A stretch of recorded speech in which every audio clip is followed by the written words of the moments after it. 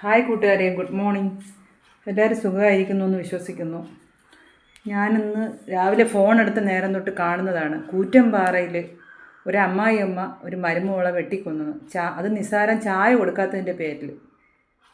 എന്തൊക്കെയാണല്ലേ ഈ ലോകത്ത് നടക്കുന്നത്? ഒരു ചായ കൊടുക്കാത്തതിൻ്റെ പേരിൽ അമ്മായിയമ്മ മരുമോളെ വെട്ടിക്കൊന്നു. ആ വെട്ടിക്കൊല്ലാൻ തോന്നിയ സമയത്ത് അവർക്ക് ദൈവം കയ്യും കാലും കൊടുത്തിട്ടുണ്ട്. ആ കയ്യും കാലും ഉള്ള അവർക്ക് ഒരു ചായ ഇട്ട് കുടിച്ചുകൂടായിരുന്നോ? അത് സ്വന്തം മക്കളുടെ കൺമുന്നിൽ വെച്ച് 30 വയസ്സായ ഒരു സ്ത്രീ, അവരെയാണ് വെട്ടിക്കൊന്നിരിക്കുന്നത്. ഓരോ അച്ഛനമ്മമാർ എന്ത് പ്രതീക്ഷയിലായിരിക്കുമല്ലേ ഓരോ മക്കളെ പറഞ്ഞു വിടുന്നത് ഓരോ കുടുംബത്തിലോട്ട്. അവിടെ നടക്കുന്നതോ ഇതൊക്കെയാണ്. പിന്നെ ഞാൻ വേറെ ഒരു ഇതും കൂടെ കണ്ടു. അവർ ഒരു സഞ്ചിയൊക്കെ തൂക്കി വേറെ എന്തോ ഒരു വിദേശത്ത് ടൂറ് പോകും പോലെയാണ് പോലീസ് ജീപ്പിൽ കയറി പോകുന്നത്. നൈറ്റിൽ മൊത്തം ചോരക്കറിയാണെന്ന് തോന്നുന്നു. എനിക്കറിയില്ല, എന്തോ ചുവ കളറിൽ കിടക്കുന്നുണ്ട്. എന്നാലും സമ്മതിക്കണം അവരെ ധൈര്യം. ഇപ്പം ജയിലിൽ ഗോതമ്പുണ്ടയൊന്നും അല്ലല്ലോ, ഇപ്പം ബിരിയാണി, മട്ടൻ ഇതൊക്കെയല്ലേ കൊടുക്കുന്നത്.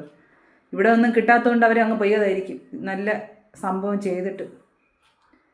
ഇവളെയൊക്കെ നാട്ടുകാർക്ക് ഇട്ട് കൊടുക്കണം. ജയിലിൽ പോലീസിനൊന്നും അല്ല കൊടുക്കേണ്ട. നാട്ടുകാരുടെ കൺമുന്നിൽ നാട്ടുകാരെല്ലാവരും കൂടെ ചേർന്ന് അവളെ അടിച്ചു കൊല്ലണം, അല്ലെങ്കിൽ ഇതുപോലെ വെട്ടിക്കൊല്ലണം. ഞാനും ഒരു സ്ത്രീയാണ്. ഞാനും 2 പിള്ളേരുടെ അമ്മയാണ്. എത്രയോ അമ്മായിയമ്മമാർ മരുമക്കളെ സ്വന്തം മക്കളെ പോലെ കൊണ്ട് നടക്കുന്നു. എത്രയോ ഞാൻ കണ്ടിട്ടുണ്ട്, എത്രയോ പേരെ ഞാൻ കണ്ടിട്ടുണ്ട്. ഇതൊക്കെ കാണുമ്പോൾ നമുക്ക് തന്നെ ജീവിതം വെറുത്ത് പോവുക. നമ്മളെപ്പോലൊരു സ്ത്രീയല്ലേ ഇപ്പം ഒരു അമ്മായിയമ്മയുടെ വെട്ടുകത്തിക്ക് ഇരയായത്.